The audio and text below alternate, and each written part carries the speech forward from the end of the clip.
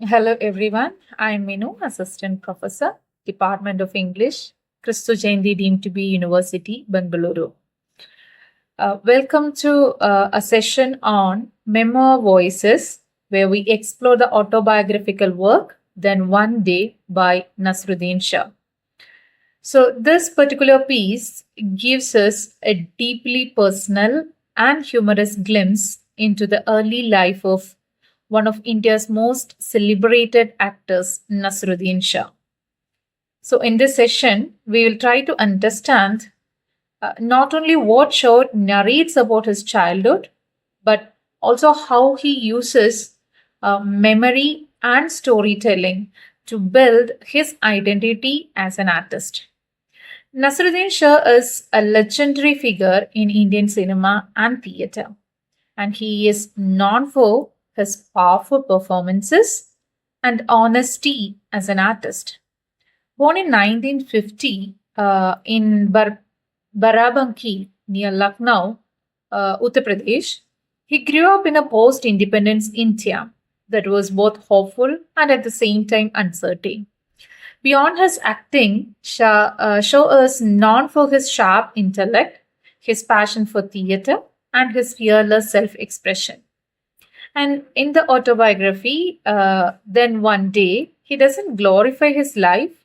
Instead, he presents it with a kind of raw honesty, humor, and deep reflection.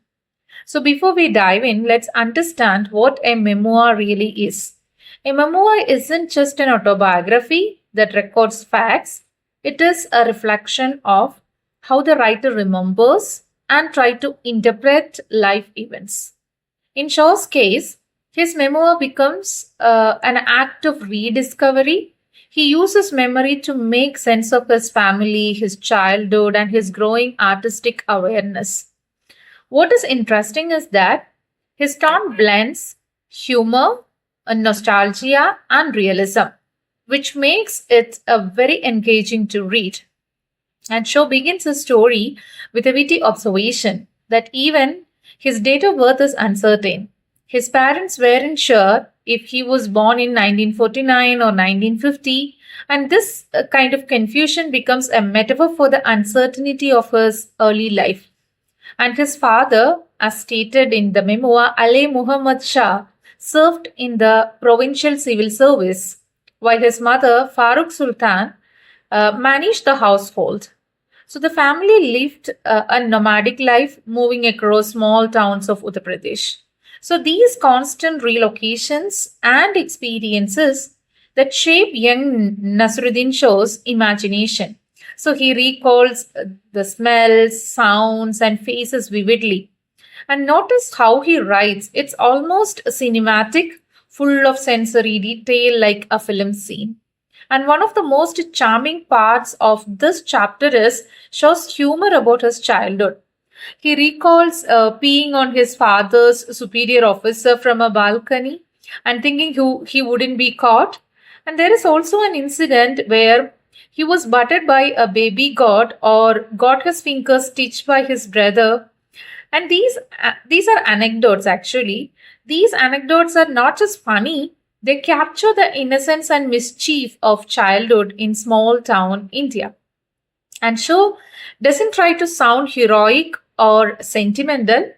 Instead, he is refreshingly honest, and even when describing embarrassing or painful moments, one of the most striking memories in this chapter is when little show watches a local performance, perhaps a kind of Natunki or Ramlila, he describes a painted face that is bright with bright lights and a performer dancing on a high platform. So that particular moment filled him with a mix of fear and fascination, what he calls the gift of wonder. This was his first encounter with the magic of performance, a moment that shaped his destiny as an actor. So he connects this feeling with Jan Martel's words in Life of Pi. First wonder goes deepest. That first spark of curiosity, he suggests, is what defines an artist's life. So the memoir also gives us a glimpse into the emotional complexity of Shaw's relationship with his parents and his father. He was so strict yet so affectionate. Once carried him on his back to the bathroom, and even the small details that reveal the warmth and the tenderness he experienced as a child. But as he grew older, that closeness with his father specifically faded.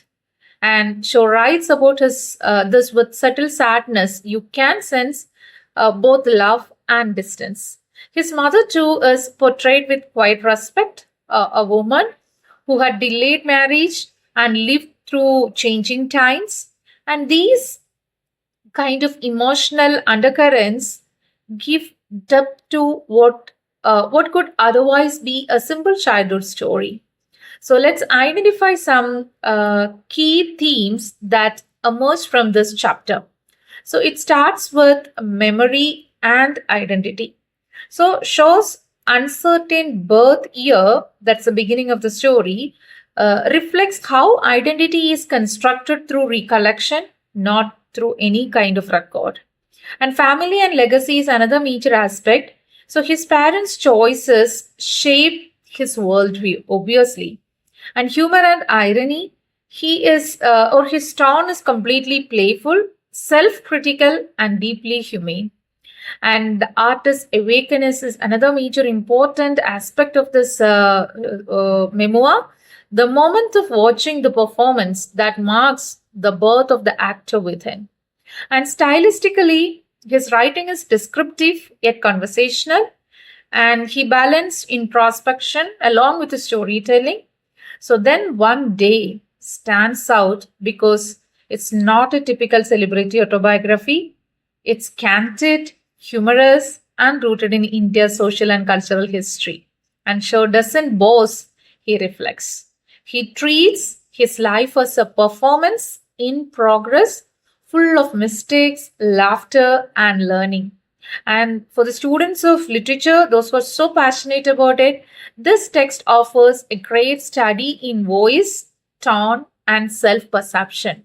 And for lovers of cinema, it offers insight into the making of a remarkable artist. So, to conclude, Nasruddin Shaw's Then One Day is not just about memory, it is about transformation. His recollections show how childhood wonder, humor, and pain can all become part of an artist's journey. So, as readers, we witness the making of a performer from a curious child in Barabanki to a reflective narrator who continues to inspire generation. Thank you for joining today's session. Keep reading and keep wondering.